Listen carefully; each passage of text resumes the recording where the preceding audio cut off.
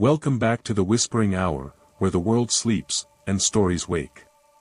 Tonight's episode takes you into the white silence, where warmth feels earned, and leaving feels unnecessary. Now, let's begin.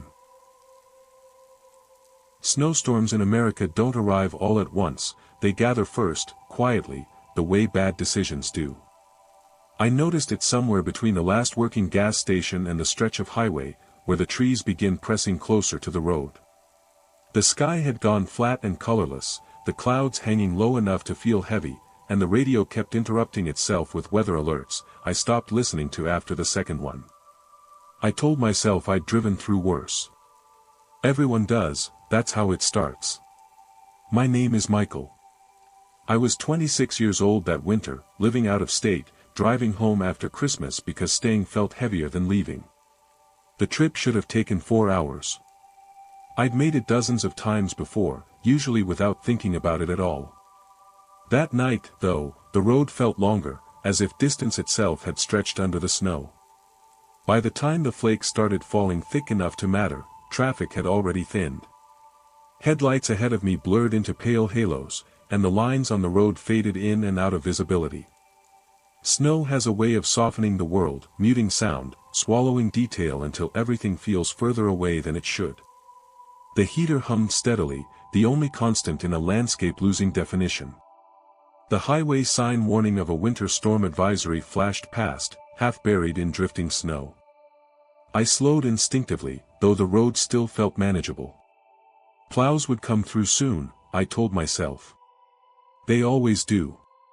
The lie felt familiar and comforting, the kind you don't challenge because it keeps you moving. 15 minutes later, I realized I hadn't seen another car in a while. The absence didn't feel sudden.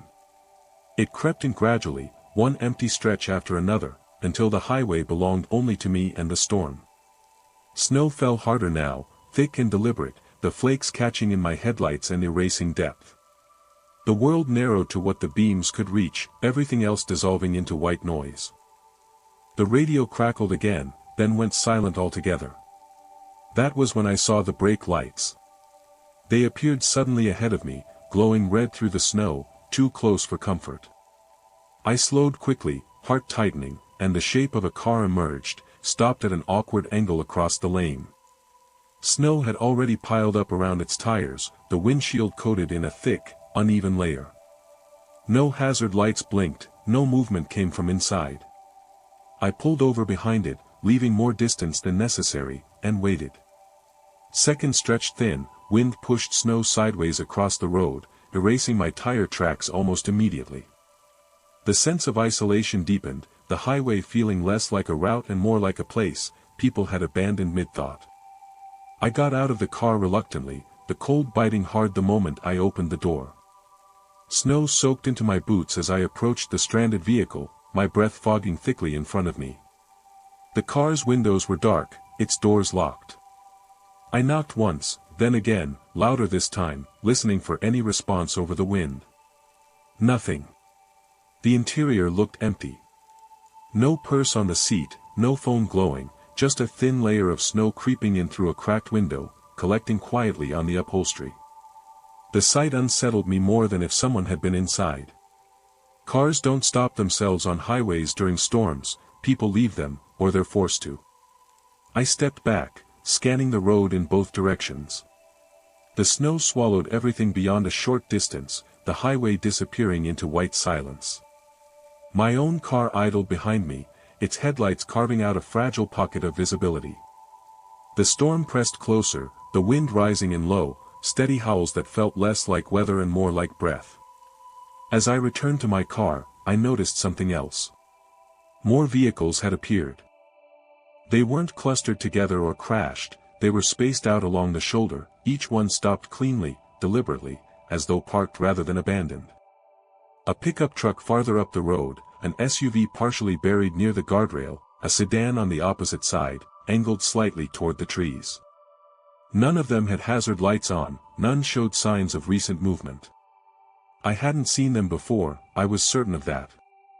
The realization settled slowly, an uncomfortable weight in my chest. The storm hadn't brought these cars here all at once.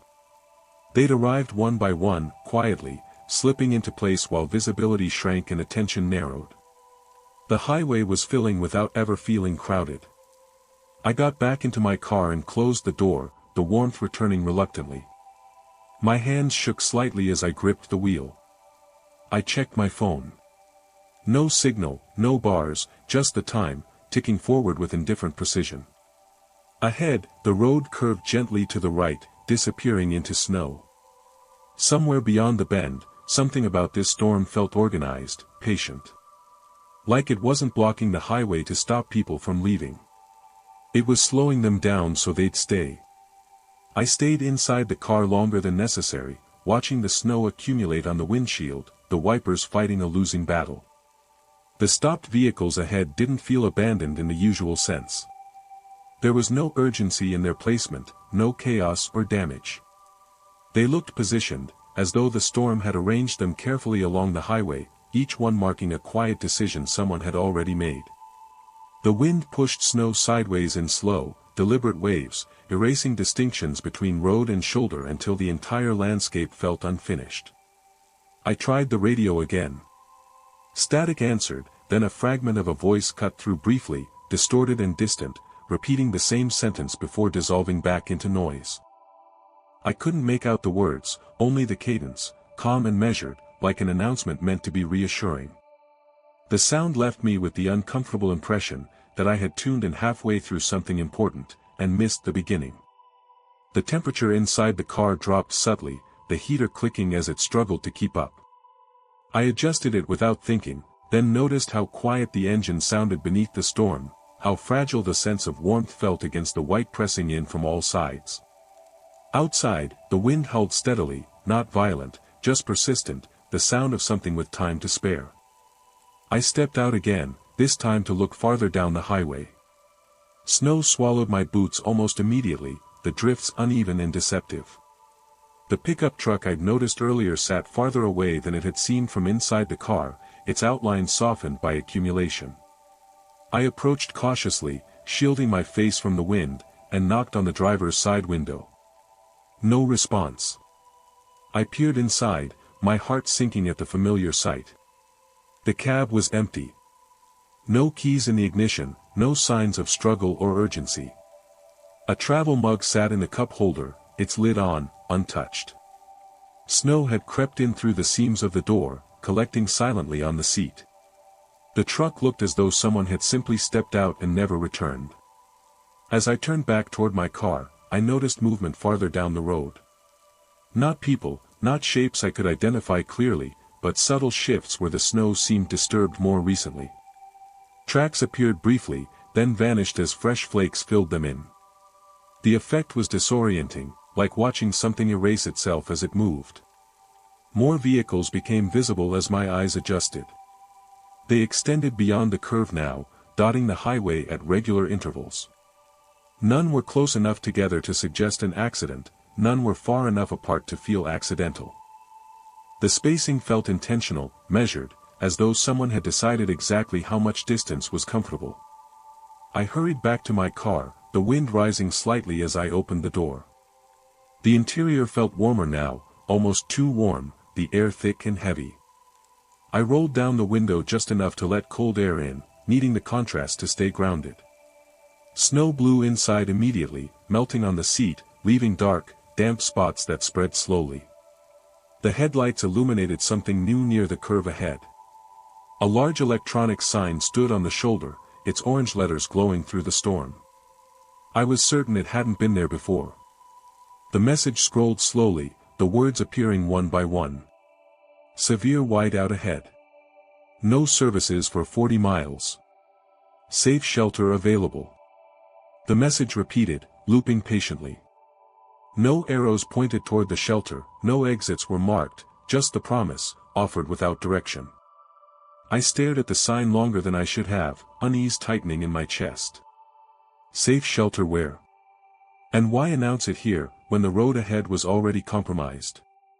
As if in response, a set of taillights flickered on farther up the highway. A car that hadn't been lit moments before now glowed faintly red, its brake light steady. The sight sparked a brief, sharp hope. I watched, expecting movement, but the car didn't go anywhere. The lights remained on, illuminating falling snow behind it like a warning rather than an intention. I checked my mirrors.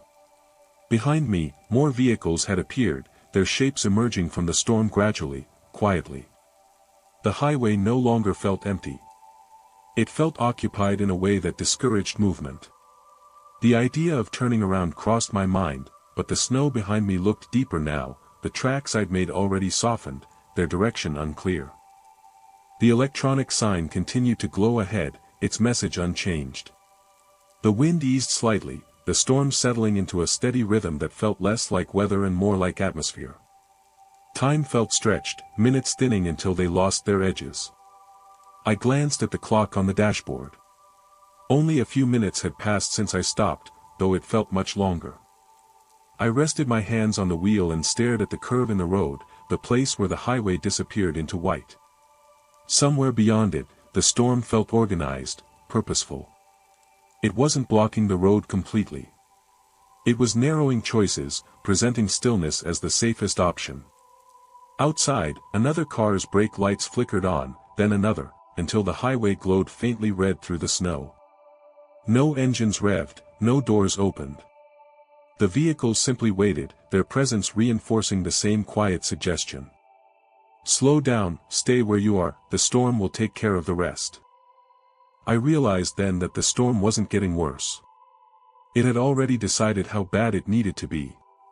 The wind held steady, the snow falling at a pace that erased without overwhelming, keeping the highway visible, just enough to suggest movement without encouraging it. The brake lights ahead glowed softly, their red halos diffused by the white, creating the illusion of company without comfort. No one honked, no doors opened. The stillness felt agreed upon. I tried the engine, easing my foot onto the accelerator. The tires spun briefly, then settled back into the snow with a dull resistance, that felt final rather than mechanical. I could have forced it, maybe rocked the car free, but the effort suddenly seemed excessive, almost rude. The idea of pushing against the storm felt out of place, like raising your voice in a room where everyone else had already decided to whisper. I turned the wheel slightly, testing traction, and noticed how the highway markings had all but disappeared. The road no longer offered guidance. It existed as a wide, flat suggestion, indistinguishable from the shoulder, the median, the space between cars. Movement without markers felt dangerous in a way that staying still did not. The realization settled quietly, the kind of logic that doesn't argue, it simply presents itself as obvious. The electronic sign ahead flickered once, then changed. The new message scrolled slowly, deliberately. Whiteout conditions. Remain in vehicle. Assistance is coming. The words were calm, reassuring. They carried the weight of authority without offering proof. I checked my phone again out of habit. Still no signal, still no indication that assistance existed anywhere beyond the promise itself. And yet, the message worked. It framed waiting as responsibility rather than surrender. I leaned back in the seat and listened. The storm had a rhythm now, the wind rising and falling in measured breaths. Snow tapped softly against the car, a patient, persistent sound. Time passed strangely after that.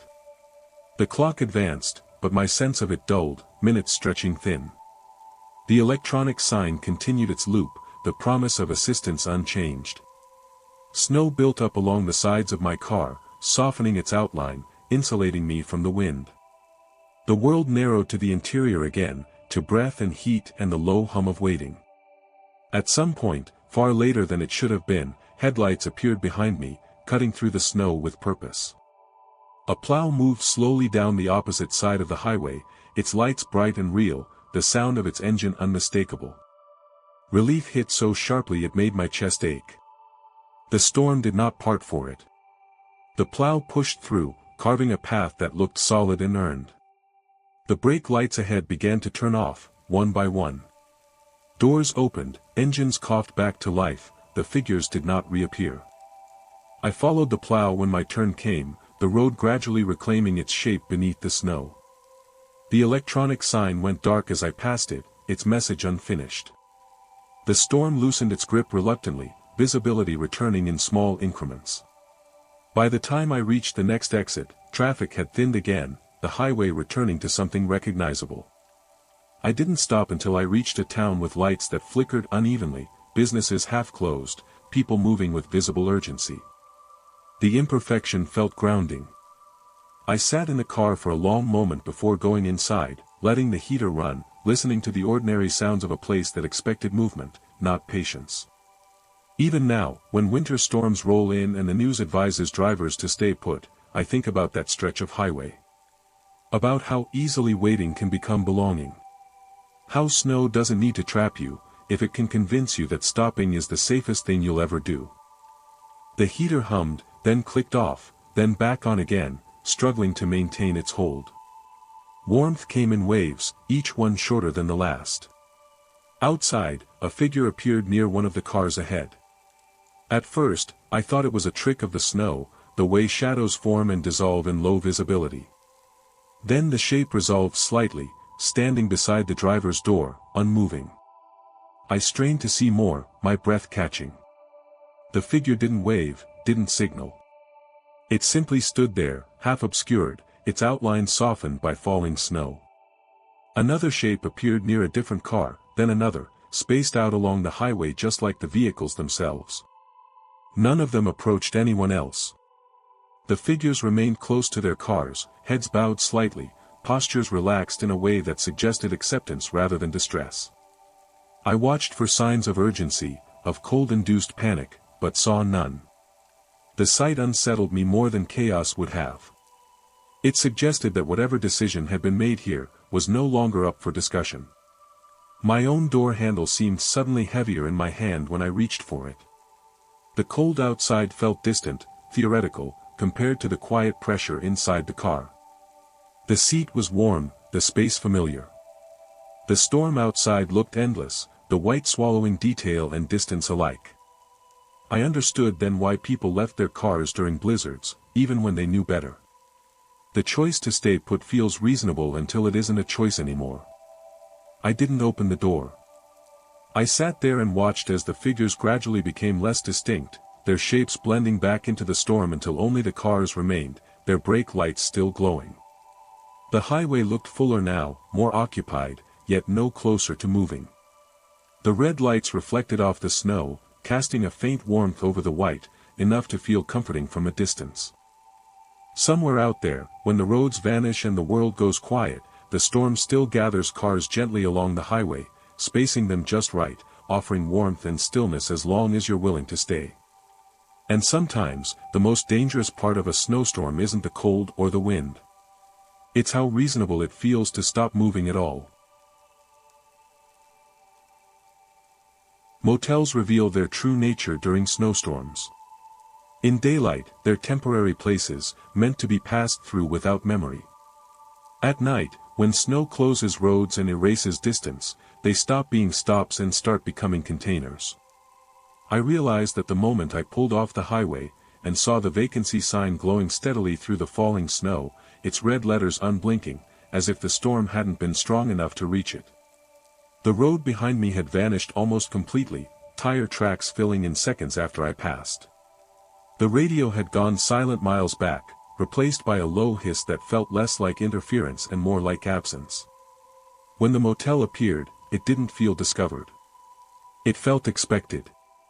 A low, one-story building stretched along the edge of the highway, its rooms arranged in a straight line, every window lit with the same soft yellow glow. Snow drifted up against the doors, collecting evenly, undisturbed. I parked beneath the overhang, and sat in the car longer than necessary, watching the snow slide down the windshield in slow, deliberate patterns. No other vehicles moved in the lot, but several were parked neatly along the row, each one backed in the same way, their windshields already dusted white. No footprints marked the ground between them. The storm seemed careful about that, smoothing everything over before it could record arrival or departure. Inside the office, a bell sat on the counter beneath a strand of white Christmas lights. A small artificial tree stood in the corner, decorated sparsely, its ornaments placed with deliberate spacing. The heater hummed steadily, louder than it needed to be.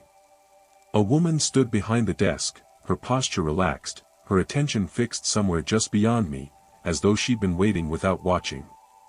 "Storms come down hard," she said calmly, before I could speak. "Roads aren't moving tonight."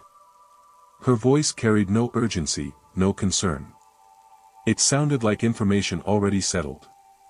I nodded and asked for a room, my words feeling unnecessary the moment I said them. She slid a key across the counter immediately, the metal tag stamped with a room number, that felt oddly heavy in my hand. "You'll want to get inside," she added, her tone unchanged. "It's safer to stay put." I didn't ask how long the storm was supposed to last. The question felt irrelevant, like asking how long night intended to remain dark.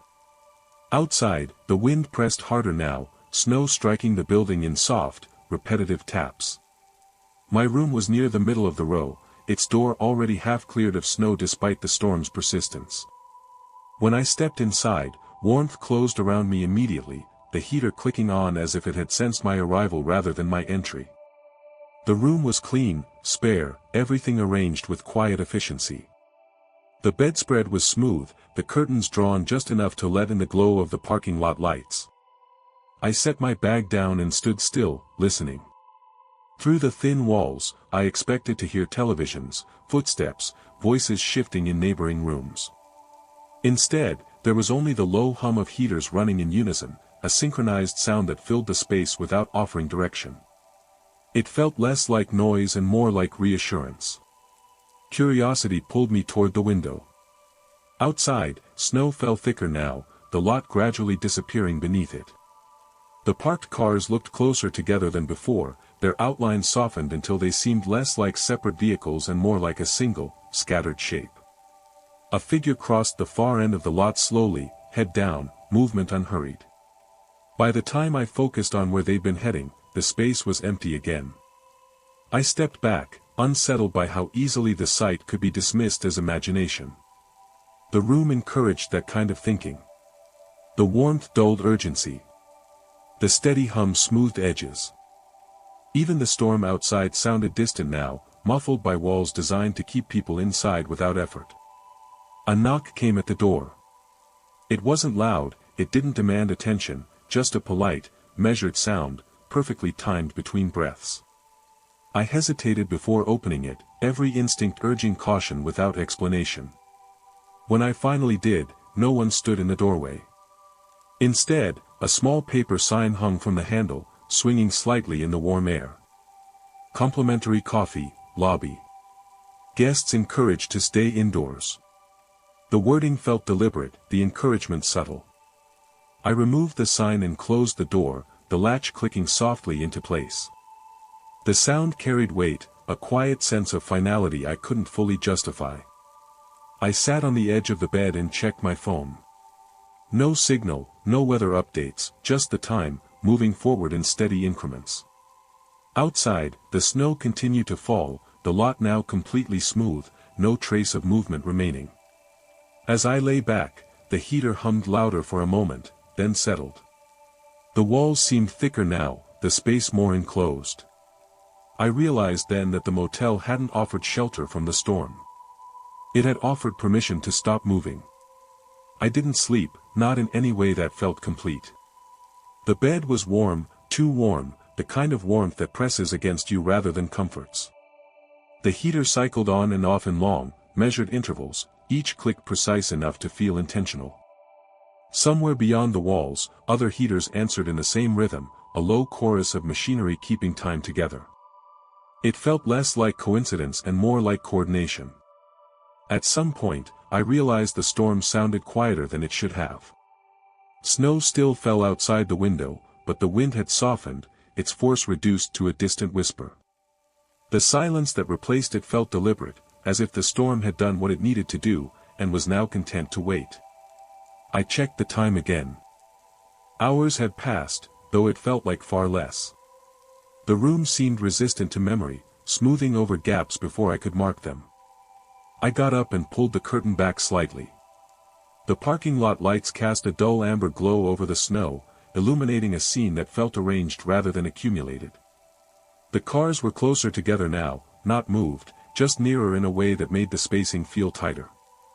Snow had filled in the gaps between tires and ground, binding everything into a single, unbroken surface.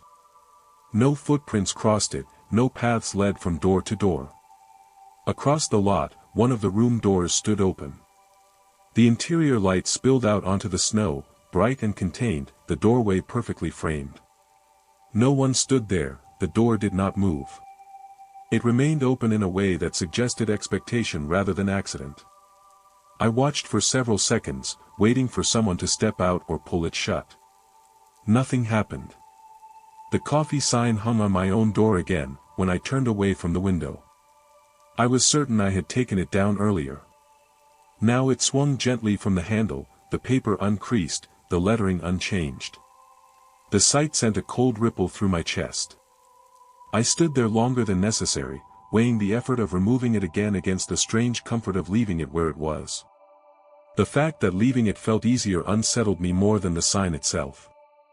I opened the door cautiously and stepped into the covered walkway.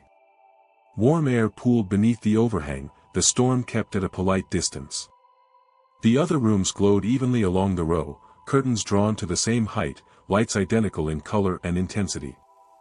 Doors were closed, all except the one across the lot, still open, still offering light without invitation.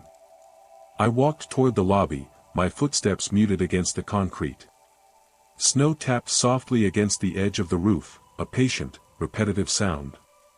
The office door was unlocked, the bell unmoved. Inside, the woman sat behind the desk again, her posture unchanged, her gaze lifting the moment I entered. "Coffee's fresh," she said, as though continuing a conversation we'd paused earlier. I poured myself a cup without tasting it, the warmth seeping through the paper cup into my hands.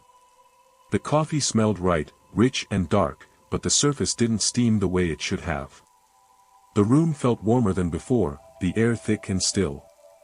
Christmas lights along the counter glowed steadily, their cords taped neatly, untouched. I asked her when the roads might open. The question felt rehearsed, like something people always asked here. She smiled politely, the expression settling into place without reaching her eyes. "Storms like this," she said, "you don't really leave them, they pass around you." The answer lingered uncomfortably. I didn't press further. Pressing felt inappropriate, like questioning a rule everyone else had already accepted. As I turned to leave, I noticed a guest register open on the counter. Names filled the page in neat handwriting, dates written carefully beside them. None extended beyond the current week. Many names repeated. Back in my room, the heater clicked on immediately, louder than before. I sat on the bed and listened, aware of how the sound filled the space, how it smoothed over thought. Outside, the open door across the lot was closed now, its curtain drawn. I hadn't seen anyone shut it. A sound came from the wall to my right. Not loud enough to be a knock, not sharp enough to be deliberate. Just a soft shift, like someone settling their weight on the other side. I held my breath and listened. The sound did not repeat, but the sense of proximity remained, heavy and close. I lay back and stared at the ceiling, watching shadows from the parking lot lights drift slowly across it. The room felt smaller than it had earlier, the walls pressing in just enough to be noticed. The heater hummed steadily, matching the rhythm of the others, a synchronized reassurance that made staying feel natural.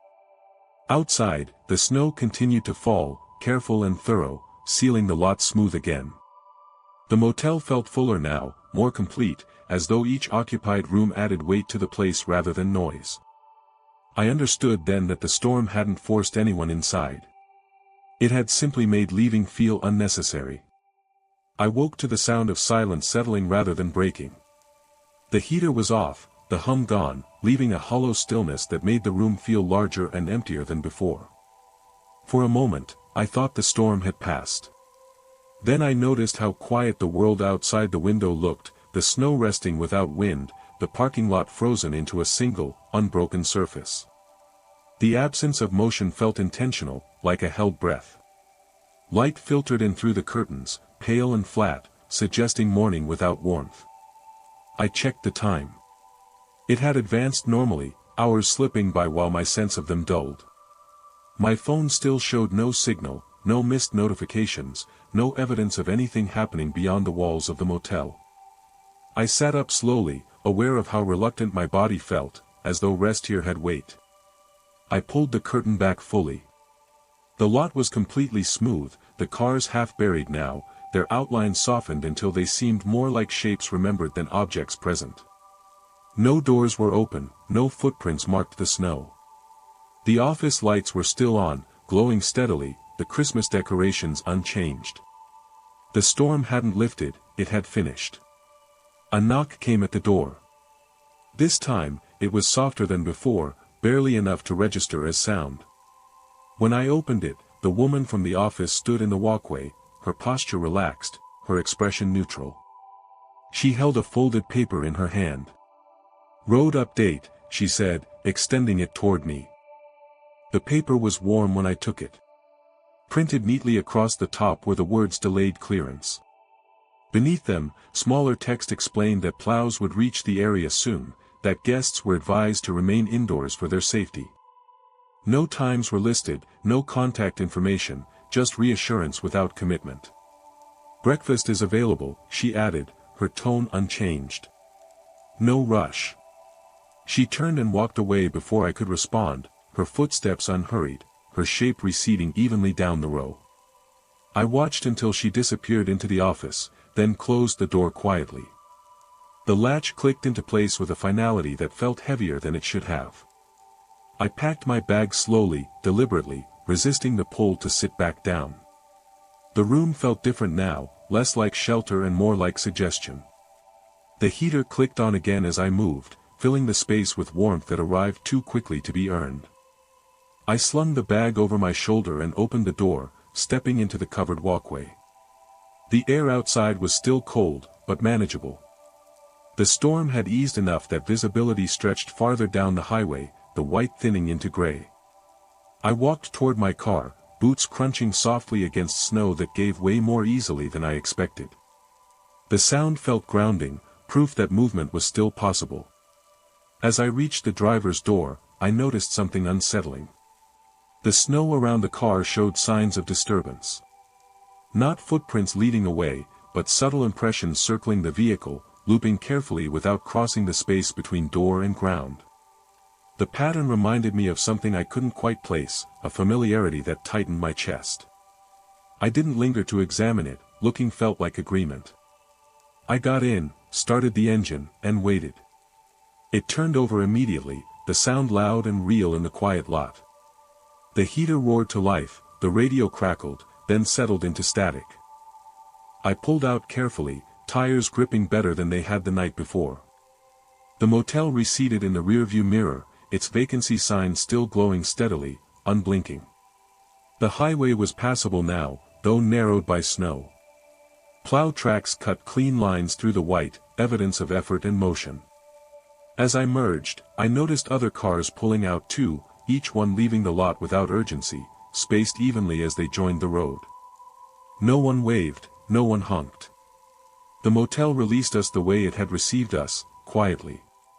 Miles passed, the storm loosened its grip further, the sky lifting slightly, color returning in faint increments.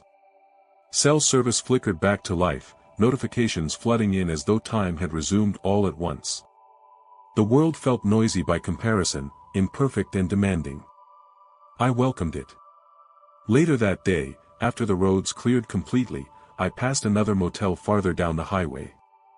Its lot was empty, its sign dark. Snow lay unevenly around it, marked by footprints and tire tracks, the messy evidence of people coming and going. The sight felt strangely comforting. I didn't stop. Even now, when winter storms roll in and advisories urge drivers to pull over, I think about that motel. About how easily it offered warmth without urgency, rest without clocks, reassurance without proof. Snowstorms don't always trap you with force.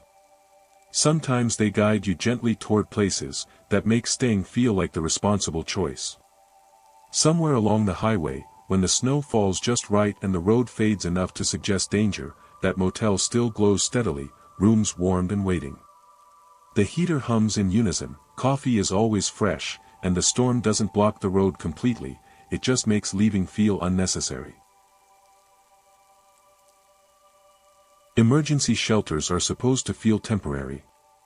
Folding cots, donated blankets, fluorescent lights that never quite turn off, everything about them is meant to remind you that you're only there until the storm passes. That expectation followed me down the snow-choked road toward the high school gym marked on the roadside sign, its arrow half buried under drifting white. The wind pushed hard from the north, visibility collapsing into a narrow tunnel ahead of my headlights. I took the turn because it was there, not because I wanted to stop. The parking lot was already lit when I arrived, tall floodlights casting a flat, shadowless glow across the snow. Cars were parked in neat rows, spaced evenly, their roofs and hoods uniformly dusted. No one was moving between them. No doors opened. The storm erased everything quickly, smoothing the lot until it looked prepared rather than used. A banner stretched across the school's front entrance read "Emergency Shelter, Open," the lettering printed cleanly, professional, as if permanence were the goal. Inside, warmth settled around me immediately, heavy and still. The air smelled of disinfectant and coffee, layered with the faint odor of damp winter clothes that had already dried. Volunteers moved calmly behind folding tables, their motions efficient and quiet.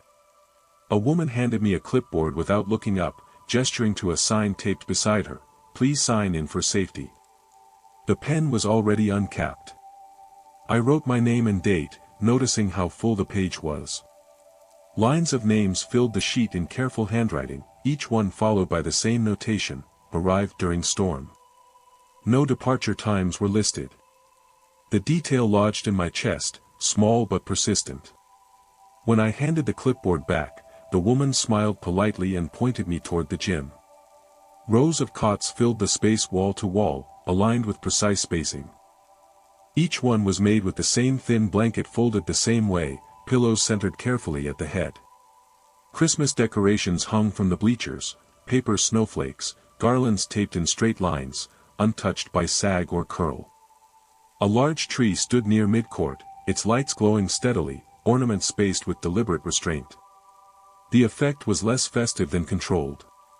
People sat or lay quietly on the cots, coats folded neatly at their feet. Conversations were hushed, brief, and rare. Most people stared ahead or down at their phones, though I noticed more than one screen dark despite being held in active hands. The hum of the building filled the space, HVAC systems cycling in a low, steady rhythm that felt less like background noise, and more like instruction. I chose a cot near the edge of the gym and sat down, my boots pressing faint impressions into the polished floor before the snow melted away completely. A volunteer appeared almost immediately, offering a cup of coffee. The cup was warm, the liquid inside dark and reassuringly bitter. "Best to stay settled," she said softly. "Plows are delayed." The statement landed with more weight than it should have. I nodded, unsure why agreement felt expected. Around me, people adjusted their blankets, movement slowing as if synchronized. The storm rattled faintly against the high windows, its sound muted by the thickness of the walls. The shelter felt insulated not just from weather, but from urgency itself. I glanced toward the exit doors, bright with emergency lighting, and noticed something that made me pause. Snow had built up against the glass from the outside, thick and even, as though no one had gone in or out for some time. Yet more names filled the sign-in sheet. More cots were occupied than the number of cars I'd seen outside should have allowed. A man several cots down shifted and looked at me briefly. His expression was calm, almost relieved. "They keep it warm in here," he said quietly, not unkindly. "You'll feel better once you stop thinking about leaving." The comment lingered uncomfortably. I took a slow sip of coffee and listened to the hum, the steady breathing of strangers, the soft rustle of blankets settling into place. The shelter did not feel chaotic or overwhelmed. It felt complete. And as the storm pressed harder against the walls, I began to understand that this place wasn't designed to help people wait out the weather. It was designed to help them stop trying to go anywhere at all. Time behaved differently inside the shelter. The clock mounted above the bleachers moved forward, its red digits changing at a steady pace, but the moments between them felt padded, softened, as though the air itself resisted urgency. People shifted on their cots occasionally, small adjustments made without conversation. Volunteers moved through the rows with quiet efficiency, offering water, blankets, reassurance in voices kept deliberately low. Everything about the space encouraged stillness, without ever asking for it directly. I tried checking my phone again. No signal, no emergency alerts, just the time, glowing steadily, detached from whatever was happening beyond the walls. A charging station sat near the far exit, extension cords taped neatly to the floor, devices lined up in orderly rows. Several phones were plugged in, screens dark, owners nowhere nearby. The sight unsettled me more than if the batteries had been dead. It suggested abandonment without distress. The storm outside sounded distant now, reduced to a faint pressure against the building. Snow piled higher along the windows, its presence visible only as a white blur beyond the glass. No plows passed. No headlights swept across the lot. The world outside the shelter felt paused, held in suspension while the interior continued on its own calm schedule. A volunteer stopped beside my cot and asked if I needed anything else. Her tone was gentle, practiced. I asked how long the shelter expected to stay open. As long as it's needed, she replied easily. We're prepared. Prepared for what, she didn't say. The answer felt complete enough that pressing further seemed unnecessary. She moved on, blanket folded over her arm, offering the same question to the next person in line. Each response sounded similar, quiet acceptance, minimal request. I stood and walked the length of the gym, careful not to disturb anyone. The rows of cots extended farther than I remembered, filling spaces that had seemed open before. The spacing between them felt tighter now, the pathways narrower. At the far end, near the equipment room, a smaller group of people sat together, their voices low and indistinct. I couldn't make out words, only the rhythm of conversation, slow and unhurried. A sign taped to the door beside them read "Rest Area, please keep quiet." The lettering was clean, printed professionally, as though it had always belonged there. I had no memory of seeing it earlier. I circled back toward my cot and noticed something else. The sign-in clipboard was no longer at the entrance table. In its place sat a bound ledger, thicker, heavier, pages filled front and back. A volunteer turned a page carefully as another person approached, pointing to an empty line. The motion was deliberate, almost ceremonial. The pen changed hands smoothly, without pause. I watched as the person signed, then hesitated briefly, as if expecting something else to happen. Nothing did. They were directed toward an open cot, guided gently into the flow of the room. The process felt complete, self-contained. Arrival without departure. The Christmas tree near midcourt glowed steadily, its lights unchanged. Ornaments reflected the overhead fluorescence, tiny repeated images of the gym stretching into themselves. I noticed that the tree's base was surrounded by neatly wrapped boxes, all identical in size and paper. No tags were visible, no one approached them. I returned to my cot and sat down slowly, the blanket warm against my legs. The man who had spoken to me earlier was lying back now, eyes closed, breathing even. He looked comfortable in a way that felt earned rather than assumed. Across the aisle, a woman adjusted her pillow and sighed softly, the sound of relief rather than exhaustion. The hum deepened slightly. It wasn't louder, just closer, as though the building itself had leaned in.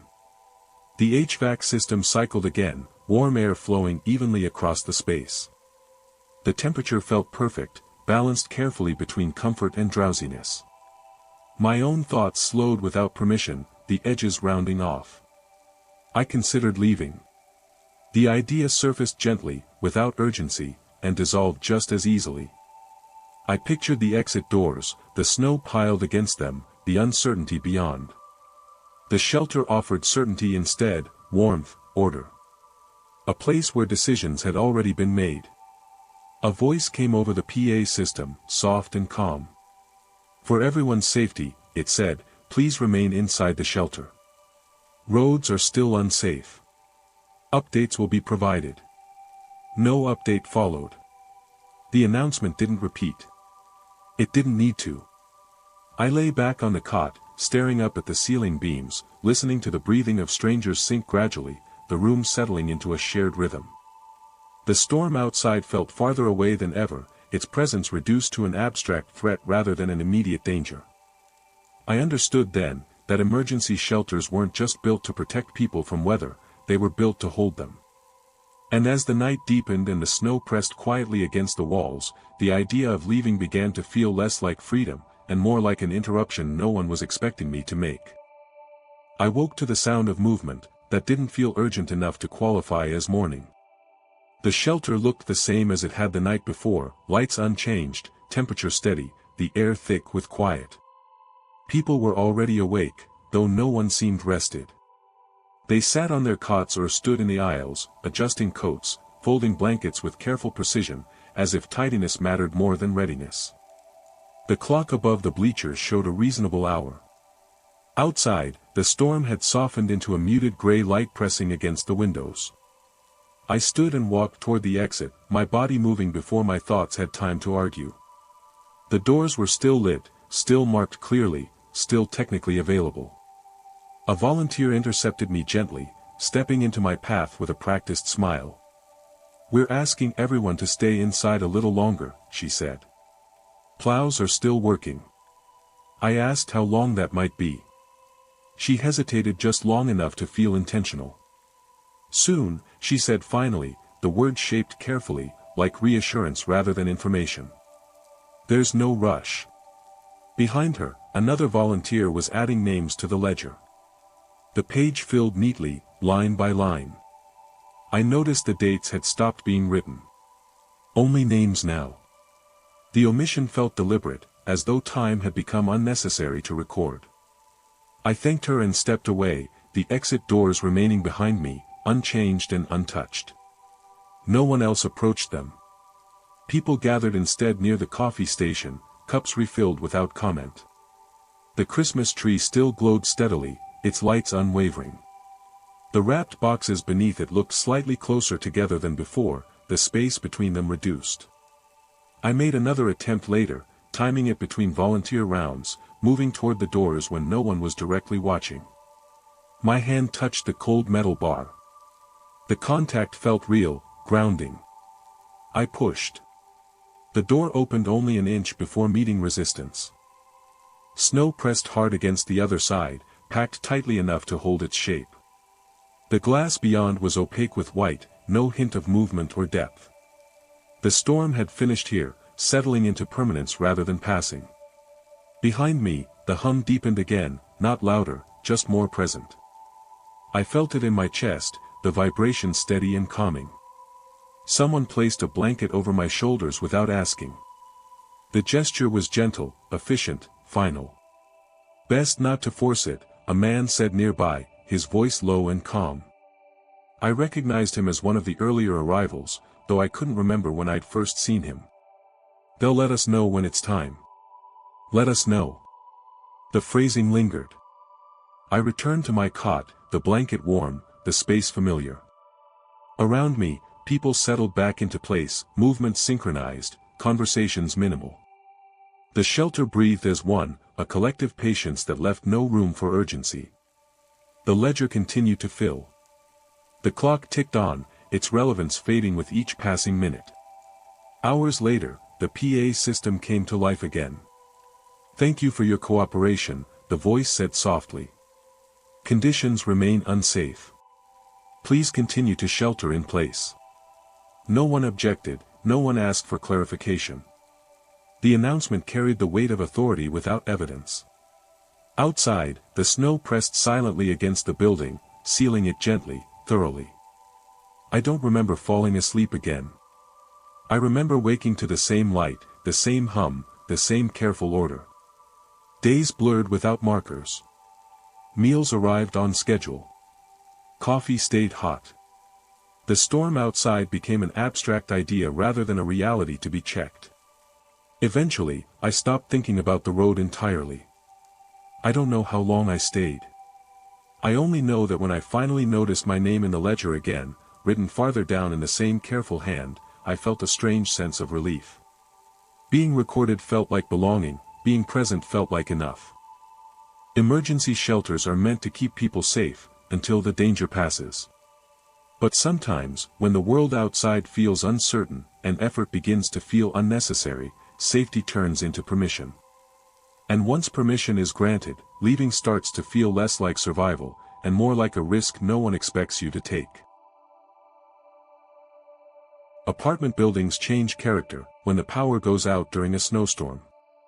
In daylight, they're collections of separate lives stacked politely on top of each other. At night, without lights, without elevators, without the usual sounds leaking through walls, they become a single structure breathing in the dark. I felt that shift the moment my building went quiet, the hum of appliances cutting out all at once, leaving behind a silence thick enough to notice. The storm had been building all evening, snow piling steadily against the windows, wind pressing hard enough to rattle the frames. I was on the 5th floor when the lights flickered once, twice, then disappeared completely. The heater died mid-cycle. The refrigerator stopped its low murmur. The sudden absence of sound made the apartment feel larger and emptier, as though the walls had stepped back.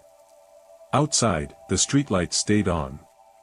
Their glow filtered through the snow, painting the street below in soft amber. Cars sat half-buried along the curb, unmoving. The contrast unsettled me more than total darkness would have. The city beyond still functioned. Our building did not. Voices rose briefly in the hallway, doors opening, people calling out to one another, then settled again into a low, cautious quiet. Someone laughed nervously. Someone else cursed. Footsteps echoed on the stairwell, slow and deliberate, each one placed carefully as though speed might invite trouble. I grabbed a flashlight and stepped into the hall. Emergency lights glowed faintly near the stairwell doors, their battery-powered hum barely audible. Neighbors stood in small clusters, faces lit unevenly by phone screens. Conversations overlapped without connecting, everyone offering fragments of information no one could confirm. Utility says crews are out, someone said. Cell service is spotty, that they're telling people to stay inside. The last comment settled differently. Not because it was alarming, but because it sounded rehearsed, the kind of phrase that circulates easily when uncertainty needs framing. I leaned over the railing and looked down the stairwell. The lower floors were darker than ours, the emergency lights spaced farther apart, creating pockets of shadow between them. On the 3rd floor landing, I noticed something odd. A door stood open slightly, warm light spilling out into the hall. The apartment inside was fully lit, lamps glowing steadily, television flickering softly. The sight stopped me cold. The power outage had been complete, I was sure of that. A woman stood in the doorway, her face calm, her posture relaxed. "If you need warmth," she said gently, her voice carrying easily up the stairwell, "we've got room." Others noticed too. A man 2 floors below paused, staring. Another neighbor whispered something I couldn't hear. No one moved immediately. The offer hung there, uncomplicated, generous without urgency. I asked how she still had power. "Backup," she replied after a moment, the answer arriving just slightly slower than expected. "Old building quirks." The explanation felt thin, but the warmth spilling into the hall was real. I felt it on my face, a physical reminder of comfort in a building that had begun to cool already. The storm outside intensified, snow tapping harder against the windows, wind rising in low, steady bursts. Someone took a step toward the lit apartment, then another. The woman stepped back to make room, her movements practiced, efficient. Inside, I could see others sitting comfortably, coats removed, mugs in their hands. The television played softly, volume low, a familiar show offering background noise rather than attention. I stayed where I was, watching as neighbors entered one by one. The hallway grew darker as phone batteries dimmed, emergency lights casting longer shadows. The warmth from the open door became more noticeable by contrast, a clear boundary between effort and ease. From my apartment above, a cold draft crept under the door, the temperature dropping fast. I pictured the long night ahead, the stairwells, the uncertainty of restoration times. I also pictured the lit room below, the steady glow, the quiet reassurance of company without obligation. The woman looked up at me again, meeting my eyes. She didn't wave, she didn't call out. She simply waited, confident that the building would make its own decisions. As I stood there, weighing effort against comfort, I began to understand that the outage hadn't created a crisis. It had revealed an option. And in a storm that made everything else feel distant and unnecessary, that option felt harder to ignore with every passing minute. The hallway grew quieter as more doors closed and fewer people lingered in the dark. Phone screens dimmed one by one, batteries conserved instinctively, conversations tapering off into murmurs and then nothing at all. The open apartment on the third floor became the only consistent source of light in the stairwell, its warm glow pooling across the landing, and creeping upward like something patient and deliberate. I descended slowly, my footsteps echoing too loudly in the silence. The emergency lights marked my progress in dull intervals, their spacing uneven enough to distort distance. The lit doorway felt closer than it should have been, the warmth pressing outward in steady waves. Inside, the woman moved calmly among the guests, offering blankets folded neatly, mugs refilled without comment. No one spoke above a whisper. The television continued to play, the familiar cadence of dialogue smoothing the edges of thought. I hovered just outside the threshold, reluctant to step fully inside. From this angle, I could see the apartment was larger than expected, the furniture arranged to maximize open space rather than comfort. Lamps glowed in every corner, their light even and shadowless. Extension cords ran discreetly along baseboards, taped down carefully, their presence acknowledged without explanation. Someone shifted on the couch, making room. The invitation was silent, effortless. I stepped inside. The warmth settled over me immediately, heavy and enveloping, the kind that slows you down without asking.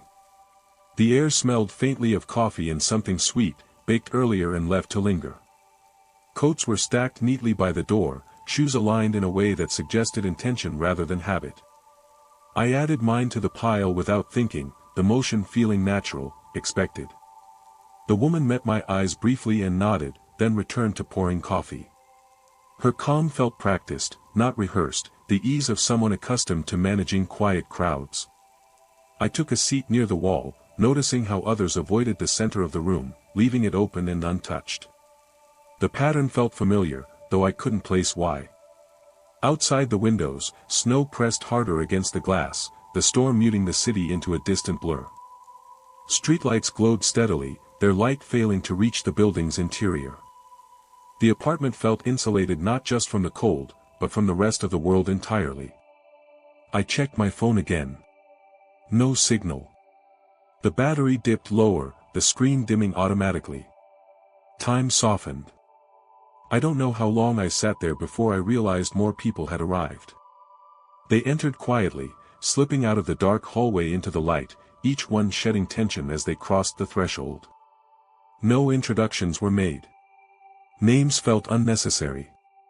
Everyone seemed to understand the rules without being told, keep your voice low, don't block the center, accept what's offered. At some point, someone asked about the power. The woman smiled politely. It comes and goes, she said. Better not to rely on it. The answer settled easily, discouraging follow-up. The heater clicked on softly, warmth adjusting without announcement.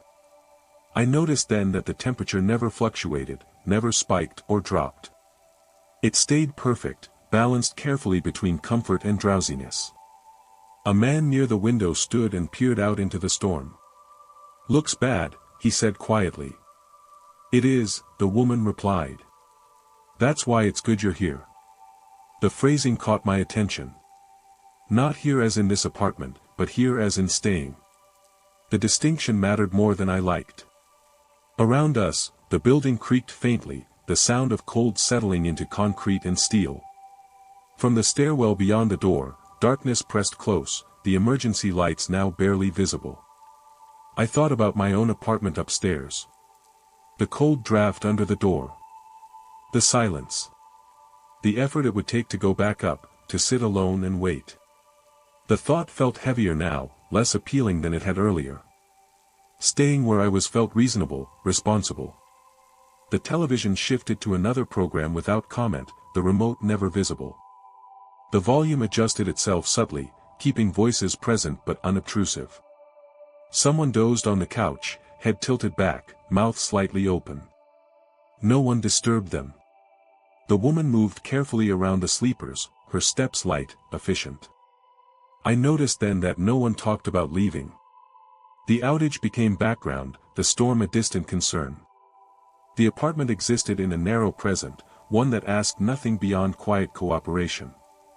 My own thoughts slowed further, the edges rounding off. The idea of checking on the rest of the building felt unnecessary, even intrusive. From somewhere above us came the faint sound of a door closing. Then another. The building seemed to be settling, the dark floors above and below growing quieter by the minute. The lit apartment felt fuller now, warmer, the air thick with shared stillness. As the storm continued to bury the city outside, I began to understand that the power outage hadn't simply brought people together. It had given them a reason to stop returning to where they'd come from. And in the steady light of that apartment, with the cold held safely at bay, the idea of going back upstairs started to feel like a choice I'd already made not to make. I woke with the sense that nothing had changed, which was how I knew time had moved anyway. The lamps still glowed evenly, their light soft and shadowless. The television murmured through a low-volume loop, voices rising and falling without drawing attention. People slept where they had settled, blankets adjusted neatly, breathing slow and synchronized. The apartment felt fuller than it had the night before, though I couldn't remember anyone arriving after I'd drifted off. The woman moved quietly through the room, collecting empty mugs and refilling them without asking. Coffee appeared where hands rested, warmth returning before it was missed. She nodded at me as I sat up, her expression calm, reassuring. I checked my phone out of habit. The battery had dropped further, the screen dim. Still no signal. The time looked reasonable. It always did. I stood and walked to the door. The hallway beyond was darker now, the emergency lights spaced farther apart than I remembered, their glow weaker, more tentative. The air outside the apartment felt colder, sharper, the contrast immediate and unwelcome. I took a few steps into the stairwell and stopped. Somewhere above, a pipe knocked once, then went quiet. The building sounded hollow, as though the spaces without light had grown larger overnight. I went back inside without closing the door all the way. The warmth returned instantly, settling into my shoulders, slowing me down.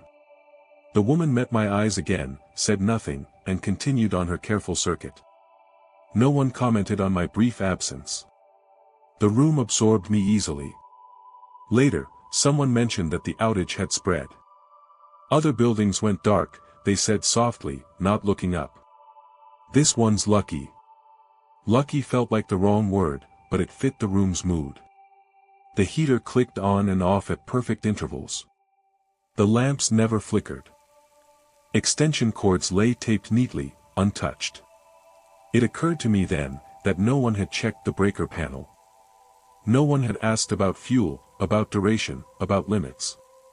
The system worked, and that seemed to be enough. By afternoon, the storm outside had softened into a pale, endless white. Snow clung to the windows, muting the city into suggestion. I tried the door again, this time with more intention. The hallway felt farther away, the darkness heavier. I imagined climbing the stairs back to my apartment, sitting alone in the cold, listening to the building creak. The effort felt disproportionate, unnecessary. I returned to the couch and sat down. The woman placed a blanket over my legs without asking. At some point, I noticed fewer shoes by the door than there should have been.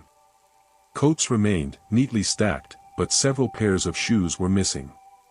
I looked around the room, counting faces, then stopped when the thought made me uncomfortable. Counting felt like resistance. The apartment did not encourage it. Evening came without ceremony. The television changed programs. The lamps stayed the same. Outside, the streetlights still glowed, distant and irrelevant. I thought about the building's lobby, the mailroom, the elevator stalled between floors. I thought about how quiet the stairwells must be now. The idea did not pull at me the way it should have. When the power finally returned elsewhere, sirens audible in the distance, a cheer rising faintly from another block, it did not reach us. The apartment's lights did not change. No one mentioned it. The woman poured coffee again, fresh and hot. I realized then that the outage had ended, just not here. Days later, though I can't be certain how many, the door opened and someone stepped in from the hall, face tight with cold and effort. They looked around in relief, shoulders dropping. The woman smiled and took their coat. The door closed gently behind them, sealing out the dark. I don't remember deciding to stay. I remember the warmth, the quiet, the way the room made waiting feel like the sensible thing to do. The storm had given us an excuse, but the apartment had given us permission. Once that permission settled in, leaving began to feel like a disruption no one needed. Sometimes, when winter storms knock out power across the city, I think about that building, about how one apartment stayed lit when the rest went dark. About how comfort can be maintained quietly, indefinitely, if no one insists on checking the limits. And I wonder how many other buildings have a room like that, warm, steady, patient, ready to welcome people who only meant to stop for a while. Because when the lights go out and the cold presses in, it isn't the darkness that keeps you. It's the place that makes staying feel complete. Cabins are built on the promise of distance. They exist far enough from towns to feel private, far enough from roads to feel earned. I learned how thin that promise was the night. The snow closed in, and the only thing still speaking to the outside world was the radio on the kitchen counter. The storm had been forecasted, mentioned casually the way winter weather always is, but it arrived heavier than expected, the kind that fills space rather than passing through it. The cabin sat at the end of a plowed road that stopped being plowed sometime after dusk. Pines crowded close on either side, their branches bending under fresh weight, the world narrowing into a tunnel of white. By the time I parked, the wind had picked up, snow moving sideways in deliberate sheets. The silence between gusts felt deeper than quiet, as though the woods were holding something back. Inside, the cabin was warm enough, the wood stove crackling steadily, heat settling into the walls. Lamps glowed softly, their light absorbed by knotty pine and thick curtains. The place felt prepared, stocked carefully, everything arranged for waiting rather than movement. I set my bag down and stood still, listening to the storm press against the structure, the sound muted but persistent. The radio sat where it always did, plugged in, its dial set to a local station I'd never bothered to change. I turned it on out of habit. Static filled the room briefly, then a voice emerged, calm and unhurried. "Winter advisory remains in effect," the announcer said, tone even, measured. "Travel is not recommended. If you are already in a safe location, remain there." The phrasing felt familiar, almost comforting. I adjusted the volume and moved closer to the stove, letting the warmth soak in. Outside, the wind howled again, rattling the windows just enough to remind me of distance. I told myself I'd leave in the morning, once the plows came through. The thought felt reasonable, the kind you don't examine too closely. Hours passed without clear markers. The storm settled into a steady rhythm, snow piling quietly against the cabin's sides. I checked my phone. No signal. The battery dipped lower, the screen dimming. The radio continued on its loop, advisories repeating at gentle intervals, interspersed with soft music that felt chosen for patience rather than attention. At some point, the announcer returned with an update. "Conditions remain unchanged," they said. "If you are sheltered, it is best to stay put." I noticed then that the station never identified itself. No call letters, no local ads, just information and music, the two blending together into something soothing and vague. I leaned back in the chair and listened, the stove ticking softly as the fire settled. The cabin creaked occasionally, the sound of wood adjusting to cold. Each noise felt close, intimate. I stepped to the window and pulled the curtain back slightly. Snow pressed hard against the glass, the outside reduced to shifting white and shadow. No tracks marked the clearing anymore. The storm had erased my arrival completely. The radio crackled again, the voice returning sooner than expected. For anyone listening, it said calmly, conditions are expected to persist. Assistance may be delayed. Please remain where you are. I frowned slightly. The wording felt broader now, less like a broadcast and more like a conversation. I turned the volume down, needing the quiet. The fire popped softly. The cabin smelled of pine and smoke, a scent that carried comfort and containment in equal measure. I thought about stepping outside, about checking the generator shed, about doing something that acknowledged movement was still possible. The idea felt unnecessary. The cabin was warm, the supplies were ample, the storm showed no sign of easing. Waiting felt not just sensible, but expected. When I turned the radio back up, the music had stopped. The voice returned immediately, as if it had been waiting. Stay warm, it said softly. You're safe where you are. I reached for the dial, intending to switch stations, but my hand paused. The thought of silence felt heavier than the thought of listening. Outside, the wind rose again, snow striking the walls with patient insistence. Inside, the radio hummed faintly beneath the voice, a steady undercurrent that filled the room. I lowered my hand and let the broadcast continue, telling myself I'd change it later. The cabin settled around me, the storm closing ranks beyond the walls. And as the night deepened, the idea of leaving, of breaking the quiet that had been so carefully maintained, began to feel less like caution and more like interruption. I slept in fragments, waking and drifting off without clear borders between the two. Each time I surfaced, the radio was still on, the volume unchanged, the voice returning at steady intervals as if it were keeping watch. The music between advisories blended into the background, soft enough to ignore, familiar enough to trust. When I finally woke fully, the cabin was dim with early morning light filtered through snow-packed windows. The storm hadn't weakened, it had settled. Snow pressed higher against the glass now, the world outside reduced to vague movement and shadow.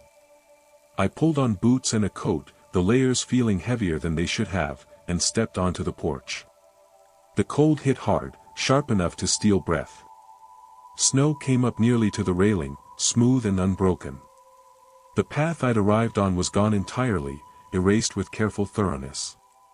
I shoveled for a while, the effort grounding at first, then exhausting. Each scoop revealed wood beneath, only for fresh snow to slide back into place almost immediately. The work felt symbolic rather than effective, a gesture that satisfied routine without changing outcome. After a few minutes, I stopped, chest tight, and went back inside. The warmth closed around me quickly, the contrast almost jarring. The radio spoke again as soon as the door shut. Conditions remain severe, the voice said calmly. Travel is not advised. If you are sheltered, continue to remain where you are. The phrasing landed with familiar weight. I poured coffee and sat at the small table, listening. The stove crackled softly, the fire steady. Everything I needed was within reach. The cabin made a convincing case for patience. As the morning wore on, the radio began offering more frequent updates. None of them changed. The language stayed consistent, the cadence reassuring. Occasionally, the voice addressed listeners directly. If you can hear this, it said once, you're doing the right thing. I tried switching stations. The dial turned easily, but every frequency delivered the same broadcast, the same voice, the same gentle music between advisories. Even the static sounded identical, a uniform hiss that felt curated rather than accidental. I turned the radio off. The silence that followed was immediate and heavy. Without the voice, the cabin felt larger, emptier, the storm louder by contrast. The wind pressed against the walls in steady pulses, the sound less distant now, more insistent. I waited, expecting relief. Instead, unease crept in, the quiet stretching too long. I turned the radio back on. The voice returned instantly, as though it had been waiting for permission. Thank you for staying tuned, it said softly, the words shaped with care. The phrase unsettled me more than the storm had. I lowered the volume, but didn't shut it off again. Time lost its edges after that. I ate when I felt like it, slept when the warmth pulled me under. The radio marked hours loosely, the music shifting in subtle ways I couldn't track. At one point, the voice mentioned night conditions, though the light through the windows hadn't changed much. The storm blurred day into something flatter and less meaningful. In the afternoon, I noticed something odd. The cabin felt warmer than before, the stove producing more heat than it should have given the amount of wood I'd burned. The firebox was full, the logs arranged neatly, their edges uncharred. I couldn't remember refilling it. The realization lingered without explanation. The radio addressed it, unprompted. "Staying warm is important," the voice said. "You don't need to worry about supplies." The words landed too precisely. I stood and checked the pantry. Shelves were full, cans aligned, bags unopened. More than I remembered bringing. The sight calmed me and unsettled me in equal measure. The cabin felt prepared for longer than planned. By evening, the storm outside sounded different. Not stronger, just closer. Snow slid down the roof in soft sheets, thudding gently against the walls. The trees groaned under weight, their movements slow and patient. I sat by the stove and listened, the radio murmuring reassurance behind me. At some point, the voice shifted tone slightly. "If you're thinking about leaving," it said, almost conversationally, "it's best to wait. Conditions are unpredictable." I hadn't voiced the thought, I hadn't moved toward the door. And yet, the broadcast felt responsive, aware. I told myself it was coincidence, that the phrasing was generic enough to apply to anyone listening. The logic held, but only just. The cabin creaked again, the sound close and intimate. I looked toward the door, imagining the cold beyond it, the effort required to push through drifts, the risk of losing direction. Inside, everything worked. The radio spoke, the fire burned, the storm was held at bay. I sat back down, the chair fitting me more comfortably than before. The voice continued, calm and steady, filling the room without demanding attention. Outside, the snow fell with patient consistency, the world narrowing further with each passing hour. And as night settled in again, indistinct from day, I realized the cabin wasn't waiting for the storm to pass. It was settling in for the long stretch, confident that I would do the same. I woke to the radio speaking softly, the words already mid-sentence, as though it had never stopped. The cabin was dim and warm, the fire still burning with a steady confidence that felt undeserved. Outside, the storm had lost its violence but not its presence. Snow no longer lashed the walls, it rested against them, packed and unmoving, as though the world had decided on a shape and committed to it. I checked the time again. The numbers made sense on their own, but they no longer connected to anything I could verify. Light through the windows remained flat and colorless, offering no clues. I stood and walked to the door, my movements slower now, deliberate in a way that felt rehearsed rather than cautious. The radio shifted tone as I reached for my coat. "If you're still here," the voice said gently, "that means you chose correctly." I froze, my hand hovering mid-motion. The phrasing was too specific, too immediate. I turned the volume down, then off entirely. The silence that followed was heavier than before, pressing against my ears until the cabin felt hollow. Without the voice, the storm sounded closer, the woods creaking and settling like something adjusting its weight. I opened the door. Cold rushed in immediately, sharp and demanding. Snow had risen nearly to the threshold, packed tight and clean, no signs of drift or collapse. The porch steps were gone, swallowed whole. Beyond them, the clearing had vanished into a smooth, unbroken field. The trees stood half-buried, their lower branches locked in place, the forest reduced to a wall of white and dark verticals. I stepped out carefully, sinking deeper than expected. The effort was immediate and punishing, each movement met with resistance that felt personal. I forced myself forward, heart pounding, breath burning in my chest. The radio's silence followed me, the cabin receding behind my shoulder, its doors still open, warmth spilling uselessly into the cold. After a few steps, the wind picked up again, not suddenly, but purposefully. Snow lifted from the ground and filled the air, erasing depth and direction. I stopped, disoriented, the world reduced to texture and sound. The cabin was no longer visible. The trees offered no guidance. The effort of standing still began to outweigh the effort of moving. Behind me, faintly, the radio crackled back to life. "You don't need to go out there," the voice said, carried thinly on the wind. "You've already done what you're supposed to do." I turned, fighting panic, and pushed back toward where I thought the cabin was. My legs burned. Snow filled my boots. The wind pressed harder, the world narrowing into sensation without reference. When my hand finally struck wood, the relief was sharp enough to make my knees buckle. Inside, the door closed easily, the latch clicking into place with a sound that felt final. Warmth returned at once, the stove crackling louder, the air settling as though nothing had happened. I stood there shaking, snow melting into the floorboards, breath loud in my ears. The radio spoke again, its tone unchanged. "Good," it said softly. That was unnecessary. I didn't argue, I didn't reach for the dial. I peeled off my coat and boots and set them where they seemed to belong, the motions familiar despite having never done them before. The firebox was full again, logs arranged neatly, waiting. I sat down in the chair by the stove, my body heavy with exhaustion that felt earned and inevitable.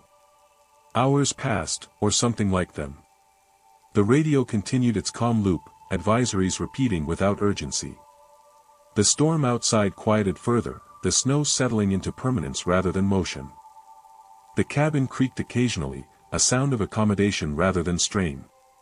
At some point, the voice addressed me directly again.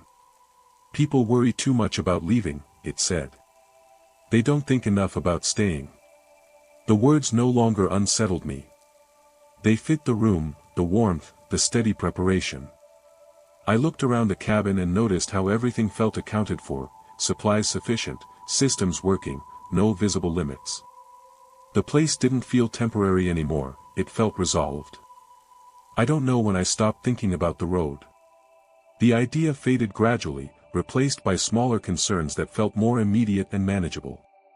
Keeping the fire steady, listening to the radio, letting the storm do what it needed to do outside. Sometimes, when the broadcast pauses briefly between songs, I imagine someone else driving through the woods, headlights struggling against white. I imagine them finding the cabin, pulling up with relief, stepping inside out of the cold. The radio would greet them gently, the fire would already be lit. The storm doesn't need to last forever. It only needs to last long enough for staying to feel like the right answer. And in a place where the voice never leaves and the warmth never fails, the idea of going anywhere else eventually stops making sense at all. Gas stations are supposed to be brief interruptions. You stop, refuel, warm your hands, and leave before the place has time to notice you. During a snowstorm, though, they take on a different role. They become islands, small, brightly lit pockets of permission surrounded by weather that does not negotiate. I understood that the moment the whiteout thickened and the green and red glow of the station sign emerged through the snow, like something remembered rather than seen. The highway had narrowed into suggestion by then, plow tracks fading under fresh accumulation, exits indistinguishable from shoulders. My fuel gauge dipped low enough to make choice feel theoretical. When the station appeared just beyond a bend, it didn't feel discovered, it felt placed. A single canopy stretched over two pumps, both lit, both unused. The convenience store windows glowed warmly, their light spilling onto the snow in a contained rectangle that stopped just short of the road. I pulled in slowly and parked beside the nearest pump. Snow slid off the hood in soft sheets. The wind eased as soon as I shut off the engine, not stopping, just lowering itself to a steady murmur. The quiet felt intentional, like the station had decided to keep the storm at arm's length. Inside, the air was warm and faintly sweet, the smell of coffee and packaged food layered over old fuel. Christmas lights lined the top of the cooler wall, glowing steadily, cords taped neatly into place. A small artificial tree stood near the counter, decorated sparingly, its ornaments spaced with care. The floor was clean, dry, marked by no footprints except my own. A bell sat on the counter, untouched. A man stood behind the register, flipping through a magazine he wasn't reading. He looked up the moment I entered, his expression neutral, familiar without recognition. "Storm came down fast," he said calmly, as though continuing a conversation we'd started earlier. "Roads not moving much tonight." I nodded and grabbed a coffee from the warmer. The cup was hot enough to sting, the heat grounding in a way that felt earned. The shelves were fully stocked, snacks aligned, labels facing forward, nothing disturbed. The radio behind the counter played softly, a weather advisory repeating at intervals too even to feel live. I asked if the pumps were working. He smiled faintly. "They always are." Outside, the snow thickened again, flakes catching in the canopy lights and dissolving into brightness. I stepped back out to fuel up, the cold biting hard enough to sharpen thought. The pump clicked on immediately, the numbers advancing smoothly. Snow gathered around my boots, erasing my tracks as quickly as I made them. The sense of isolation deepened, the station feeling less like a stop and more like a border. As I finished, another car rolled in slowly from the highway, headlights dull and unfocused. It parked at the far pump and shut off its engine. The driver didn't get out right away. When they did, their movements were unhurried, almost careful, as though timing mattered more than speed. We exchanged a brief glance, acknowledgement without connection, before both turning back to our tasks. Inside again, the bell rang softly when the door closed behind me, though I hadn't touched it. The man behind the counter had set the magazine down. A clipboard lay open beside the register, a sign-in sheet clipped neatly to it. Names filled the page in careful handwriting, dates listed beside them. None extended beyond the current day. Several names repeated. "Storm nights," the man said, noticing my attention. "People come through." I asked how long the roads were expected to be bad. He considered this for a moment, then shrugged. "They clear when they clear." The answer felt complete, resistant to follow up. I paid for the coffee I'd already finished and lingered longer than I meant to, listening to the low hum of refrigeration units and the steady tick of the wall clock. The seconds moved normally, the minutes felt softer, less distinct. Through the window, I noticed the other car still parked at the pump, its driver seated inside now, head tilted slightly forward. The snow around the tires had smoothed over, binding the car gently to the ground. Another vehicle appeared at the edge of the lot, then another, each one arriving without drama, parking cleanly, engines shutting off in the same unhurried sequence. The station felt fuller without becoming crowded. The warmth pressed in slightly, the air thickening just enough to be noticed. Christmas lights glowed steadily. Coffee brewed somewhere behind the counter, fresh without being announced. I realized then that the gas station wasn't encouraging anyone to stay outright. It was doing something quieter. It was making stopping feel responsible, and leaving feel like a risk you'd have to justify. Outside, the storm settled into a steady rhythm, snow falling with patient consistency. Inside, the clock ticked on, unbothered. The man behind the counter returned to his magazine, his attention drifting just past me again, as though he already knew how long I planned to remain. And standing there, cup empty and hands warm, I felt the first hint of a troubling certainty. The station didn't need to close the road. It only needed to keep the lights on. I stayed inside longer than necessary, letting the warmth settle into my hands, listening to the refrigeration units hum in a steady, comforting rhythm. The clock on the wall ticked audibly now, each second precise enough to feel deliberate. Outside, snow thickened, the canopy lights catching flakes and dissolving them into brightness before they could touch the ground. The storm seemed content to work around the station rather than against it. More cars arrived. They came slowly, one at a time, headlights emerging through the white and dimming as engines shut off. Each vehicle parked cleanly, never too close, never too far, aligning themselves along the pumps and the edge of the lot as if guided by an unspoken rule. Drivers stepped out briefly, then lingered, some returning to their seats, others heading inside with the same unhurried caution I had used. No one spoke to anyone else. The silence felt shared, comfortable. I stepped outside again, drawn by the need for air that hadn't been warmed and filtered. The cold hit hard, sharp enough to reset my thoughts. Snow erased the shallow tracks I left almost immediately, smoothing the lot back into uniform white. The car at the far pump remained occupied, its driver still inside, head bowed slightly, posture relaxed. Another driver leaned against their door, hands in pockets, watching the snow without expression. The scene looked less like people waiting to leave and more like people who had already decided not to.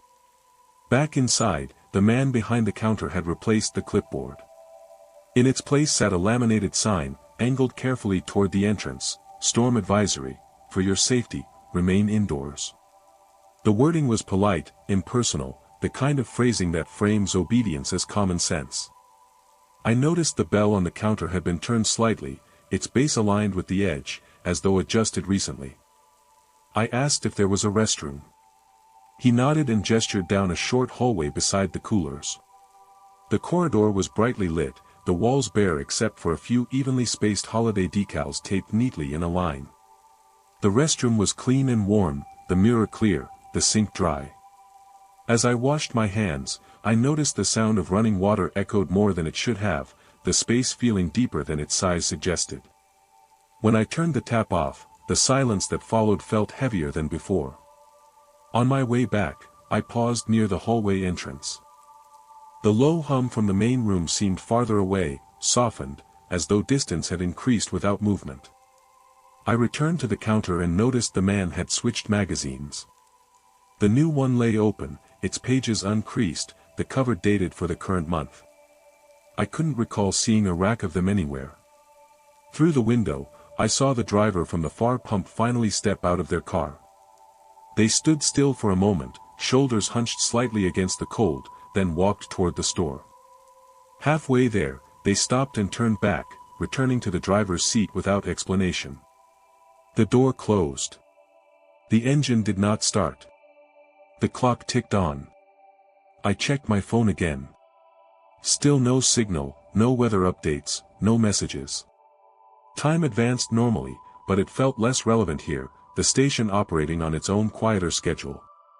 The radio behind the counter repeated the same advisory again, the same phrasing, the same calm cadence. It didn't sound live, it sounded maintained. I realized then that no one had tried to leave since I arrived. Engines started occasionally, idling briefly, then shutting off again. Doors opened and closed without urgency. The lot grew fuller, yet the interior never felt crowded. The warmth adjusted subtly as people entered, the air thickening just enough to keep discomfort at bay. I considered leaving. The thought felt heavier than it should have, like lifting something that had settled into place. I glanced at the door, then back at the man behind the counter. He met my eyes briefly and nodded once, not encouragement or warning, just acknowledgement. The gesture carried an unsettling sense of timing, as though he knew when people considered their options.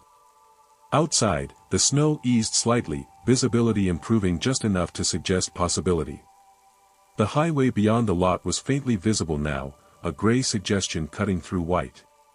It looked passable. Not safe, perhaps, but navigable. The realization stirred something restless in my chest. I stepped toward the door. The bell rang softly as I opened it, the sound lingering a fraction longer than it should have. Cold air rushed in, sharp and immediate, carrying the raw smell of snow and road salt. For a moment, the contrast felt bracing, decisive. I took 2 steps onto the lot and stopped. The snow had smoothed over again, deeper now, binding the cars more firmly to the ground. Tire treads blurred at the edges, their direction less certain. The storm hadn't intensified, it had simply resumed its work. The canopy lights glowed steadily, illuminating a space that felt increasingly separate from the highway beyond. Behind me, the door remained open, warmth spilling out invitingly. Inside, the hum continued, steady and reassuring. The clock ticked on, marking seconds that felt less and less urgent. I stood there, caught between the cold that demanded effort and the warmth that asked for nothing, aware that the station had done nothing to stop me from leaving. It didn't need to. It only needed to make waiting feel like the wiser choice. I stood there longer than I meant to, the cold biting through my jacket in sharp reminders that movement still carried consequence. The warmth spilling from the open door pressed against my back, familiar and persuasive, the kind of comfort that doesn't argue its case. Behind me, the bell chimed softly as someone else stepped outside, then retreated again almost immediately. The sound felt less like a signal and more like punctuation. I forced myself to keep walking. Each step across the lot felt heavier than it should have, my boots sinking into snow that resisted just enough to make progress feel unnecessary. I reached my car and opened the door, the interior cold and unwelcoming compared to the store. I sat there for a moment with the door open, breathing hard, aware of how much effort the decision had required. The engine started reluctantly, the sound loud and uneven before settling into a steady idle. I looked up and noticed the man from the counter standing just inside the doorway, watching without expression. He didn't wave, he didn't step outside, he simply observed, hands resting lightly on the counter's edge. The laminated sign beside him caught the light, "Remain indoors." The message felt less like instruction now and more like commentary. I backed out slowly. The tires struggled briefly, then found purchase. Snow sprayed softly behind me, the motion immediately softened by falling flakes. As I turned toward the highway, I saw other drivers watching too, faces framed by windshields, eyes lifted without urgency. None followed, none reacted. The station held its shape, light steady, warmth contained.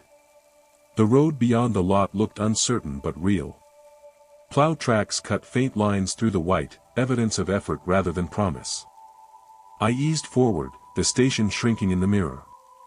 For a moment, the storm seemed to push back harder, wind rising just enough to test resolve. Then it eased, the white thinning into gray, the world widening again. A mile down the road, my phone buzzed. Signal returned in weak bursts, notifications arriving all at once, the noise of the outside world flooding back in. I didn't slow, I drove until the storm loosened fully, until the snow fell unevenly and the road regained its edges. When I finally stopped, it was at a place that looked messy, cars parked crookedly, footprints everywhere, people moving with visible impatience. The disorder felt grounding. Later that night, curiosity got the better of me. I checked a map, traced the stretch of highway back to where the station should have been. The listing existed, the name generic, the photos unremarkable. But the most recent reviews stopped abruptly several winters ago. The last one mentioned warmth, coffee, and how easy it was to wait out the storm there. No one mentioned leaving. In the weeks that followed, every snowstorm brought the same memory back. The steady lights, the polite signage, the way waiting had been framed as wisdom. I began noticing other gas stations during winter drives, how some glowed a little too steadily, how their lots filled quietly when storms rolled in. I noticed how often advisories used the same language: remain, shelter, safety, words that sound neutral until they start replacing choice. Gas stations are meant to keep you moving. They sell fuel, not permission. But during snowstorms, some of them offer something else entirely. A place where effort feels optional, where the road beyond looks uncertain enough to justify stopping. Where warmth and light don't ask questions and time softens its grip. Somewhere out there, when the snow falls just right and the highway fades into suggestion, that station still glows beneath its canopy, coffee hot, light steady. Cars arrive one by one and line up neatly. Drivers step inside to warm their hands and listen to the clock tick. And for a while, leaving feels like the riskier option, because the storm doesn't need to trap you, it only needs to convince you that staying is the responsible thing to do. You have been listening to The Whispering Hour. Before you drift back into the dark, let me know in the comments where you're listening from, and which moment stayed with you the longest. Your whispers guide the night still waiting to unfold. Sleep well, if you can.